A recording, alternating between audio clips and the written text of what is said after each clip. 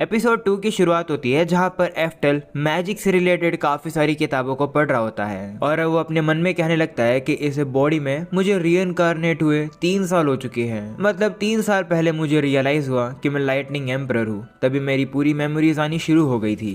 तब से लेकर अब तक मैंने इस दुनिया के बारे में काफी रिसर्च करी है और अब तक मुझे ये पता चला है कि जिस दुनिया के अंदर मैं रीइंकार्नेट हुआ हूँ ये वही दुनिया है जिसमें मैं पहले रहा करता था, लेकिन अभी 400 साल बीत चुके हैं। जिसके बाद अब अगली सुबह अब उनके दरवाजे पर एक बंदा आता है जो कि उन्हें गुड मॉर्निंग कहता है। हमें पता चलता है कि इस बंदे का नाम है फ्रेजर और ये यहाँ पर इन लोग के लिए पैसे लेकर आया है। वहीं एफ्टल भी अब हम लोग को बताने लगता है कि जो ये फ्रेजर है दरअसल ये मेरा बड़ा भाई है। फ्रेजर भी अब एफ्टल से कहता है कि तुम कैसे हो, देखकर लगता है कि तुम काफी ज्यादा पढ़ाई कर रहे हो, तुम तो कमाल के हो, इतनी छोटी उम्र में ही तुम एक काफी बड़ी और डिफिकल्ट बुक पढ़ रहे हो। तो एफ्टल कहता है कि मुझे बुक्स काफी इंटरेस्टिंग लगती है। यह सुनकर फ्रेजर कहता है कि अगर ऐसी बात है तो जब अगली बार मैं आऊंगा तब मैं तुम्हारे लिए गिफ्ट में काफी सारी किताबें लेकर आऊंगा। जो सुनकर एफ्टल भी काफी ज्यादा खुश हो जाता है। फ्रेजर भी कहने लगता है कि एफ्टल के जो फादर है वो काफी कमाल के पर्सन है, तो मुझे विश्वास है कि एफ्टल भी सारी चीजों को अच्छे से मास्टर कर पाएगा। इससे फादर भी काफी ज्यादा खुश होंगे। ये सुनकर अब एफ्टल भी पूछने लगता है कि आखिरकार मैं अपने फादर से कब मिलूंगा। तो फ्रेजर अब उसे कहता है कि माफ करना, तुम्हारे फादर काफी बिजी रहते हैं इसलिए वो तुमसे मिल नहीं पाएंगे। जो सुनकर एफ्टल भी काफी उदास हो जाता है और वो अपने मन में कहता है कि मैं आज से पहले कभी अपने फादर से नहीं मिला। और एट एवरीवन, तो आगे बढ़ने से पहले मैं तुम लोगों को एक मैसेज देना चाहता हूँ और वो ये है कि अभी तक ये वाला चैनल मोनेटाइज नहीं हुआ है, तो इसी वजह से इस चैनल की रीच काफी ज्यादा मरी हुई है। दैट्स वाई अब से मैं अपनी वीडियोस को ओरिकेमी 3.0 पर अपलोड करने वाला हूँ। वहाँ पर मैंने नई एनिमेज अपलोड करनी शुरू भी कर दी हैं और अब तो और भी नई नई एनिमेज काफी जल्द आने वाली है। तो फटाफट से उस चैनल को सब्सक्राइब करके ऑल नोटिफिकेशन ऑन कर देना। मुझे तुम्हारी उस चैनल पर सपोर्ट की ज़रूरत है, तो अपना सपोर्ट ज़रा सा उस चैनल पर दिखा दो। वो चैनल मैंने मांगास के लिए क्रिएट तो किया था, पर अब थोड़ी सी सिचुएशन थोड़ी सी अलग है। जब मेरा ये चैनल मोनेटाइज होगा तब देखते हैं कि हम लोग क्या करेंगे। पर in the mean time we are going to upload all the videos on that channel, इसलिए जाकर प्लीज़ उस चैनल को सब्सक्राइब कर लो। चलो वापस से आते हैं अपनी इस वीडियो के अंदर। एफ्टर हम लोग को बताने लगता है कि उसके फादर का नाम है ड्यूक ऑरकोट और उसके फादर मैजिक की फील्ड में काफ़ी ज़्यादा इंपॉर्टेंट पर्सन है और इस किंगडम को किंगडम ऑफ अजूल भी कहते हैं। एक्चुअली में एफ्टल के जो फादर है वो उसी के ही पास्ट सेल्फ के डिसेंडेंट हैं, यानी कि एफ्टल का जो पूर्वज है वो एफ्टल खुद ही है। एफ्टल कहने लगता है कि मेरे फादर की जो वाइफ है वो काफी सारी है, लेकिन जो मेरी मदर है उनके पास कोई भी मैजिक का एप्टीट्यूड नहीं है। इसी वजह से मेरे फादर की वाइफ और बाकी के मिस्ट्रेस मेरी मदर को हेट करती थी, क्योंकि ये फैमिली एक मेज वाली है। तो आखिरकार एक ऐसी फैमिली के अंदर एक ऐसा बच्चा कैसे हो सकता है जिसके पास कोई मैजिक का एप्टीट्यूड ही ना हो, यानी कि मैं। मेरे फादर को भी ये चीज पसंद नहीं आई और इसी वजह से उन्होंने हमें यहाँ इतनी दूर भेज दिया। दूसरे शब्दों में कहूँ तो मेरे फादर की जो फैमिली है वो मुझे अपने बेटे के तौर पर रिकॉग्नाइज करती ही नहीं है। इसी वजह से मैं अब तक अपने फादर को कभी भी नहीं देख पाया हूँ। फ्रेजर भी अब एफ्टल से कहता है कि माफ करना, मैं तुम्हारे बारे में जरूर फादर को बताऊंगा। तो एफ्टल भी कहता है कि ठीक है। जिसके बाद अब हम लोग को बताता है कि वो जो फ्रेजर है वो मेरे फादर की वाइफ का दूसरा बेटा है। फ्रेजर को हम पर दया आती है, इसी वजह से वो कभी कभार हमें अपने पैसे देने आ जाता है और हमारा ख्याल रखता है। उसे ये करने के लिए किसी ने कहा नहीं है, पर वो अपनी खुद की इच्छा से ये करता है। इससे पता चलता है कि वो काफी ज्यादा दयालु है। फ्रेजर अब एफ्टल की मॉम से पूछता है कि आपको किसी चीज की जरूरत है क्या, तो वो कहती है कि नहीं, तुम हमारा पहले ही ऑलरेडी काफी ख्याल रख रहे हो, आओ आकर बैठो और चाय पियो। वहीं आप सारी सिचुएशन को देखकर एफ्टल भी कहता है कि भले ही चीजें कैसी भी चल रही हो मुझे फर्क नहीं पड़ता है, मुझे तो बस मैजिक को स्टडी करते रहना है, मेरे लिए इतना ही काफी है। वहीं पर अब वो लोग अब चाय पी रहे होते हैं और अब फ्रेजर अब एफ्टल से कहता है कि आखिरकार तुम फ्यूचर में क्या करना चाहते हो, क्योंकि तुम इतनी ज्यादा पढ़ाई जो कर रहे हो। ये सुनकर अब एफ्टल काफी ज्यादा इंटरेस्टेड हो जाता है। वो कहता है कि मैं एक लेजेंडरी मेज का डिसेंडेंट हूँ, इसलिए जब मैं 15 साल का हो जाऊंगा तब मैं मैजिक एकेडमी में जाकर, जो कि कैपिटल में है, वहां जाकर मैजिक स्टडी करना चाहता हूँ। वो अब ये सब बोल ही रहा होता है, लेकिन तभी उसकी मदर उसका मुंह बंद करा देती है और अब वो फ्रेजर से कहती है कि तुम्हें पता ही है कि एफ्टल मेरी ही तरह है, यानी कि उसके पास कोई भी मैजिक का एप्टीट्यूड ही नहीं है। एफ्टल भी अब अपने मन में कहने लगता है कि इस एरा के अंदर जो मैजिक के एप्टीट्यूड टेस्ट होते हैं वो नॉर्मल होते हैं, मेरे पास मैजिक का एप्टीट्यूड नहीं है, इसके बारे में सभी लोगों को पता चल चुका है।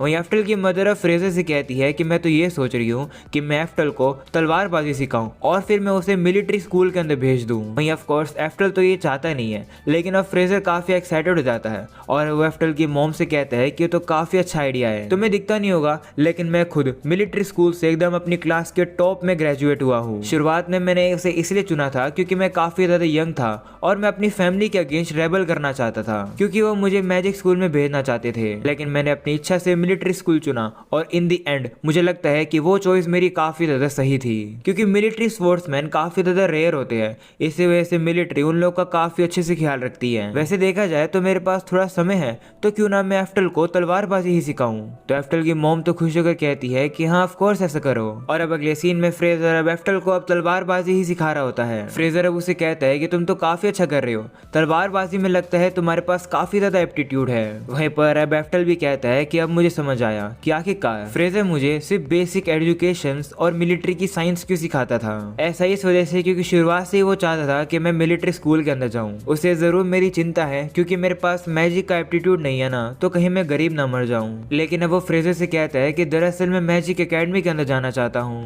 तो फ्रेजर भी अब परेशान हो जाता है और अब उसे कहता है कि सुनो, लोग किसी चीज में अच्छे होते हैं और किसी चीज में बुरे होते हैं। तो एफ्टल कहता है कि हाँ मुझे पता है, मुझे ये पता है कि मेरे पास मैजिक का कोई भी एप्टीट्यूड नहीं है, लेकिन मेरे पास माना है और मैं भी मैजिक को यूज कर सकता हूँ। चाहे कुछ भी हो जाए मैं मैजिक स्कूल में ही जाना चाहता हूँ। एफ्टल अब अपने मन में कहता है कि उसके बाद से अब तक 400 साल बीत चुके हैं और अगर अभी मैं मैजिक एकेडमी के अंदर जाऊंगा तो मैं श्योर हूँ कि मुझे कोई ना कोई क्लू तो मिल ही जाएगा जिससे मैं अपनी पास्ट की मैजिकल लिमिट्स को ब्रेक कर सकूं। वहीं पर फ्रेजर कहता है कि चलो ठीक है, इस समय पर मैं एक स्पेल कास्ट करूंगा, अगर तुम उसे रेप्लिकेट कर पाए तो मैं पर्सनली रेकमेंड करूंगा कि तुम मैजिक एकेडमी के अंदर जाओ। तो एफ्टल भी कहता है कि क्या मुझे बस इतना ही करना है? ठीक है। पर फ्रेजर अब अपनी स्पेल यूज करने के लिए जा रहा होता है और अब अपने मन में एफ्टल से माफी मांगता है और अब वो कहता है कि मैं तुम्हें एकदम कमाल की स्पेल दिखाने वाला हूँ और मैं तुम्हें ये दिखाने वाला हूँ कि तुम उसे नहीं कर सकते हो। इससे तुम रियलिटी में आ जाओगे और समझ जाओगे कि तुम्हें क्या करना चाहिए। फ्रेजर अब इनकांटेशन करने लगता है और अब वो काफी ज्यादा कोशिश करता है। काफी अलग अलग एक्शन करने के बाद वो लेवल 2 के इवेंट मैजिक को यूज कर पाता है जिससे कि वो सामने वाले पेड़ को काट देता है। इसी मैजिक को करने के बाद वो काफी ज्यादा थक जाता है, लेकिन अब वो अपने मन में कहता है कि देखा, ये स्पेल काफी ज्यादा एक मिरेकल की तरह थी, है ना। वो एफ्टल के सामने फ्लेक्स कर रहा होता है, लेकिन अब एफ्टल कहता है कि क्या मुझे बस इतना ही करना है। तो अब ये सुनकर फ्रेजर भी हैरान हो जाता है और कहता है कि इतना सा नहीं है, इतने लेवल के मैजिक को यूज करने में काफी ज्यादा माना लगता है। और इससे पहले कि वो अपनी बात को कंप्लीट कर पाता तभी एफ्टल अपनी ही स्पेल को निकाल देता है, वो भी बिना इनकांटेशन करे, और वो सामने काफी ज्यादा तबाही मचा देता है, जो देखकर फ्रेजर काफी ज्यादा हैरान हो जाता है। और वो कहता है कि आखिर एक 7 साल का बच्चा ऐसा मैजिक कैसे यूज कर सकता है, और वो भी इतनी तेजी से, और वो भी बिना किसी इनकांटेशन के। ऐसा तो सिर्फ वही सेज कर सकता है जो कि काफी सालों से ट्रेनिंग कर रहा हो। आज से पहले मैंने कभी ऐसी चीज नहीं देखी है। वो एफ्टल से कहता है कि आखिर तुमने ये क्या किया। तो एफ्टल भी अब हैरान होकर कहता है कि माफ करना, मैं तो भूल ही गया था कि मुझे बस तुम्हारी स्पेल को कॉपी करना था, लेकिन गलती से मैंने लेवल 4 की स्पेल यूज कर दी।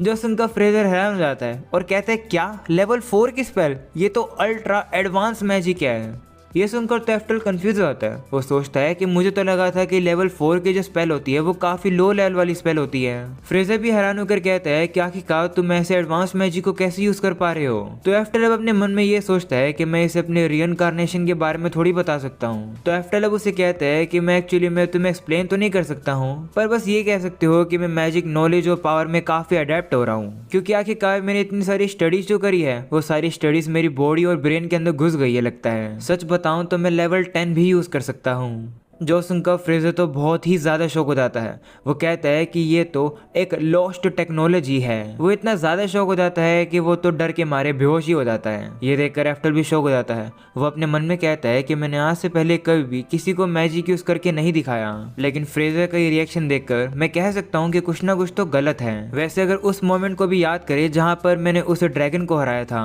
तब भी वो सोल्जर्स हैरान हो गए थे। वो लोग कह रहे थे कि ये तो एक मिरेकल है, कुछ ना कुछ तो इस एरा के साथ गलत हो रहा है। अगले सीन में एफ्टल अब फ्रेजर को अब अपने रूम में ले आता है और अब वो उसे सुला देता है। वहीं एफ्टल अब किताब में अब हिस्ट्री पढ़ता है और अब उसे समझ आ जाता है। वो कहता है कि मुझे नहीं पता कि आखिर इन 4 सालों में क्या हुआ है, लेकिन लगता है कि जो मैजिक का कल्चर है वो तब से लेकर अब तक काफी ज्यादा नीचे आ गया है और स्पेल को बिना इनकांटेशन का यूज करना एक कॉमन चीज नहीं रह गई है। अब समझ आया कि फ्रेजर इतना हैरान होकर बेहोश कैसे हो गया। जब वो उठेगा मुझे उससे माफी मांगनी चाहिए। जिसके बाद फ्रेजर को भी होश आ जाता है। वो भी अब फिर से काफी ज्यादा डरा हुआ होता है। वो कहने लगता है कि आखिर एक 7 साल का बच्चा स्पेल्स कैसे कास्ट कर सकता है, वो भी बिना इनकांटेशंस के। तो अब एफ्टल ऐसा नाटक करता है कि उसे पता ही नहीं है कि आखिर फ्रेजर क्या कह रहा है। तो उसे कहता है कि लगता है कि तुम्हारी याददाश्त खराब हो गई है। क्या तुम्हें याद है जब तुमने अपनी स्पेल को पेड़ के ऊपर यूज करा था तो पेड़ का एक टुकड़ा तुम्हारे सर पर आकर लग गया था, जिस वजह से तुम बेहोश हो गए थे। इस बात पर अब फ्रेजर भी मान जाता है और वो कहता है कि मैं सब कुछ सपना देख रहा था। और एफ्टल भी अब अपने मन में कहता है कि हाँ, इसके बाद से मैंने डिसाइड कर लिया है कि मैं मैजिक की स्टडी सीक्रेट में ही करूंगा।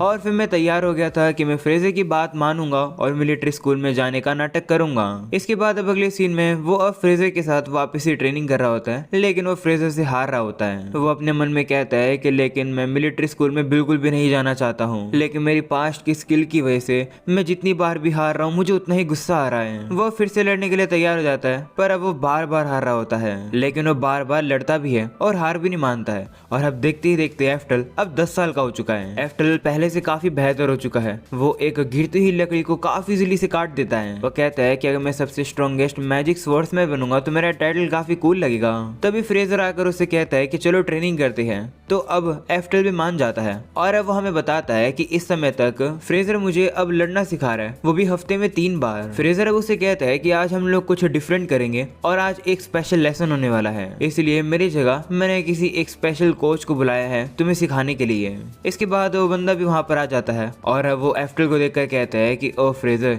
तो ये वो बच्चा है जिसके बारे में तुम मुझे बता रहे थे। एफ्टल भी उसे देखकर शॉक हो जाता है और कहता है कि ये तो काफी बड़ा है, आखिर ये कौन है। तो फ्रेजर उसे बताता है कि ये मौर्य है और ये इस किंगडम का पहले नाइट कमांडर रह चुका है। मौर्य अब एफ्टल से कहता है कि तुम्हें मेरे ऊपर जैसे हमला करना है वैसे करो, मैं अपने ऊपर तुम्हें सबसे पहले हमला करने दूंगा, आओ आ जाओ। ऐसा बोलकर वो थोड़ा सा दूर जाने लगता है। वहीं पर अब एफ्टल भी सोचता है कि लेकिन मुझे इसके अंदर तो कोई भी ओपनिंग दिख ही नहीं रही है, ये काफी ताकतवर है तो मैं इसे हराऊंगा कैसे। डर के मारे एफ्टल उसके ऊपर हमला कर ही नहीं पा रहा है तो मौर्य उसके ऊपर हमला कर देता है। एफ्टल भी उसके हमले से बाल बाल बचता है। वो कहता है कि ये तो काफी तेज है, मैं इसकी तलवार को हिलता हुआ भी नहीं देख पाया। वो इसके अटैक को डॉज करके अब पीछे आ जाता है और अब वो अपने ऊपर फिजिकल एबिलिटी एनहांसमेंट लगा लेता है और इससे वो मौर्य के ऊपर हमला करने जाता है। ये देखकर मौर्य भी काफी हैरान हो जाता है और कहता है कि तुम इस उम्र में ही फिजिकल एबिलिटी एनहांसमेंट यूज कर सकते हो। वहीं पर एफ्टल अब उसके ऊपर लगातार हमले करने लगता है, जो देखकर तो अब मौर्य फिर से इंप्रेस हो जाता है। वो फ्रेजर से कहता है कि अब मुझे समझ आया कि तुमने इसे रेकमेंड क्यों किया मुझे। तो फ्रेजर भी कहता है कि हाँ, जब मैं इसे ट्रेनिंग दे रहा था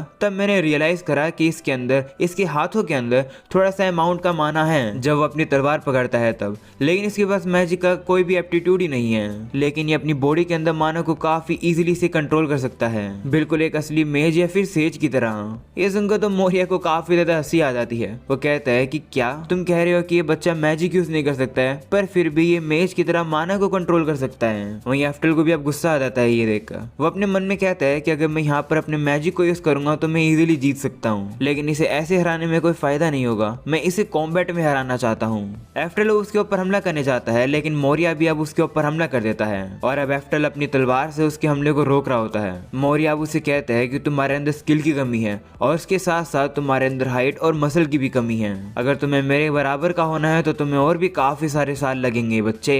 वहीं एफ्टल अब दिमाग लगाता है, वो एकदम से अपनी तलवार को साइड में कर देता है जिससे कि मौर्य का बैलेंस बिगड़ जाता है और अब इसी मौके का फायदा उठाकर एफ्टल उसे पकड़कर नीचे फेंक देता है। ये देखकर सभी काफी हैरान हो जाते हैं। एफ्टल भी अब अपने मन में कहता है कि मेरी बॉडी तो अपने आप ही मूव कर गई, इस टेक्निक को तो मैंने अर्थ पर सीखा था, मैंने कभी नहीं सोचा था कि ये स्किल मेरी यहाँ पर काम आएगी। मौर्य अब काफी इंप्रेस होकर अब एफ्टल से कहता है कि तुमने टेस्ट पास कर दिया है। तो एफ्टल कहता है कि कौन सा टेस्ट, जिस पर फ्रेजर कहता है कि मैं एक इम्पोर्टेंट चीज तो तुम्हें बताने भूल गया। जो मौर्य है वो दरअसल एक prestigious Azzur school of military science का हेड भी है, जिसका मतलब है कि 15 साल की उम्र में तुम एक प्रॉपर मिलिट्री स्कूल को अटेंड कर पाओगे अब एक स्टूडेंट के तौर पर। तुम्हारी मदर को काफी ज्यादा गर्व होगा।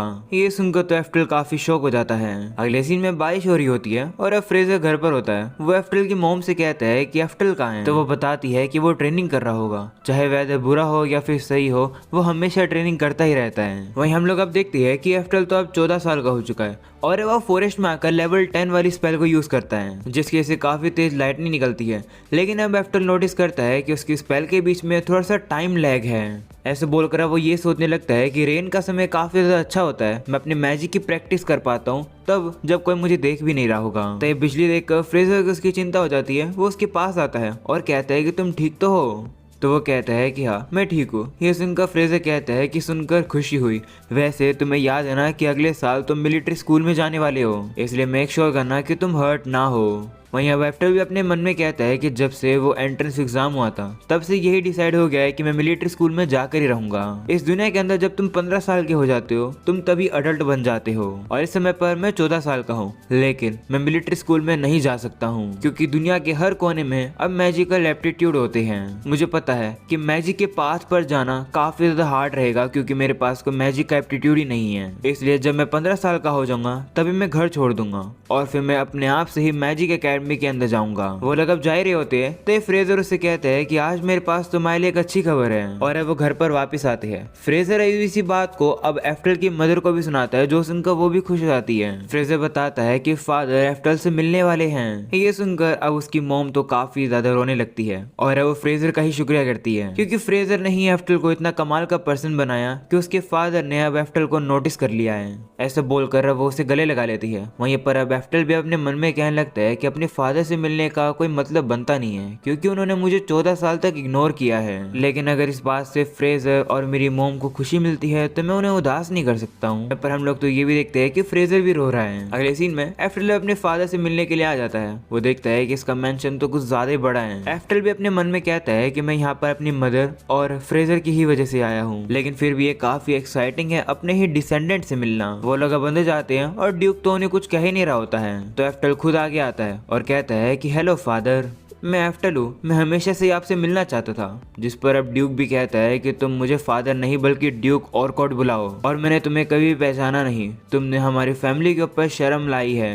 ये सुनकर एफ्टल भी काफी शौक हो जाता है। वो अपने मन में कहता है कि तुम 14 साल में अपने बच्चे से पहली बार मिल रहे हो और तुम उसके साथ ऐसी ट्रीटमेंट कर रहे हो। ड्यूक अब उसे कहने लगता है कि तुम लाइटनिंग एम्परर के एक डिसेंडेंट हो पर फिर भी तुम्हारे पास कोई मैजिक का एप्टीट्यूड ही नहीं है। मुझे विश्वास है कि इस समय पर अगर लाइटनिंग एम्परर तुम्हें ऊपर से देख रहा होगा तो वो रो रहा होगा। तो एफ्टल भी कहता है कि हाँ वो जरूर रो रहा है क्योंकि उसने देख लिया है कि उसका डिसेंडेंट कितना ज्यादा बेकार है। और एक सेकंड, तुम्हारे पीछे ही मेरी फोटो लगी हुई है, वो लाइटनिंग एम्परर तो मैं ही हूँ। ये बात ऑफ कोर्स एफ्टल अपने मन में कहता है।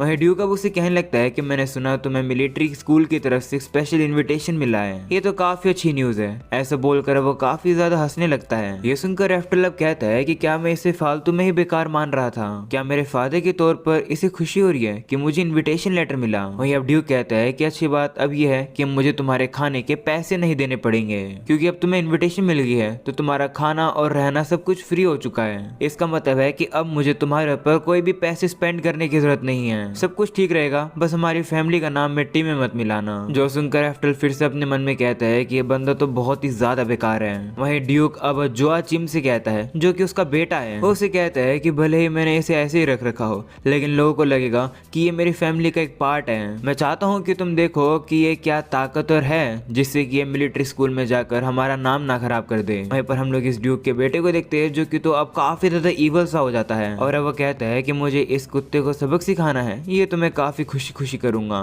वहीं ये सब कुछ देखकर फ्रेजर और एफ्टल की मदर काफी डर जाती है। वहीं एफ्टल भी अब अपने मन में कहता है कि ओ तो ये सब कुछ चल रहा है यहाँ पर।